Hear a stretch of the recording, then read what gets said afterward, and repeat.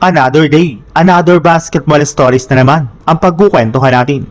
At ngayon nga ay pag-uusapan natin ang balitang pinipilit nga na po na ipasok ng NBA ang OKC sa finals at ang balitang may good news nga na po si LeBron sa Los Angeles Lakers. Isang panalo na lang naman nga po ng OKC Thunder sa kanilang serye laban sa San Antonio Spurs ay tuloy na nga po silang papasok muli sa NBA Finals kung saan makakalaban nga po nila dito ang koponan ng New York Knicks.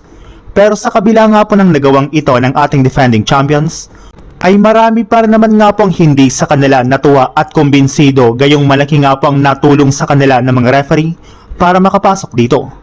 In fact, sa loob nga po ng isang serye nila laban si Spurs ay 2 beses nga po ditong nag-officiate ang referee na si Tony Brothers. Para nga po sa inyong kaalaman, hindi pa nga po natatalo ang OKC Thunder ngayong season sa tuwing ito nag-officiate ng kanilang mga laban. At kahit man nga po masyado itong bias at pabor tumawag para sa OKC, ay hindi pa rin naman nga po ito inaamin ng NBA since 2 beses pa nga po nila itong pinag-officiate sa kanilang serye.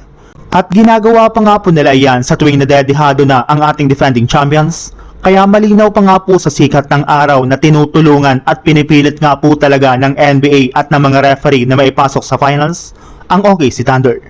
Sa ibang balita naman, balak nga na po ng Cleveland Cavaliers na kunin si LeBron James sa free agency market sa susunod na buwan, since ito na rin naman nga na po ang huling piyasa para makapag-compete ulit nga po sila sa titulo sa susunod na taon. Ang kaso lang napaka-komplikado rin naman nga po ng proseso ng pagkuha sa kanya at napakaliit lang naman nga po ng tsansa na maibalik nila ang kanilang dating superstar.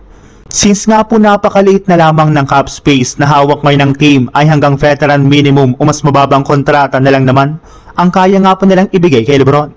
Ngunit ayon na rin naman nga po sa pinakahuling inilabas na balita ng isang NBA insider, ayaw na naman nga na po ni LeBron James na kumuha ng veteran minimum o mababang kontrata sa darating na off-season.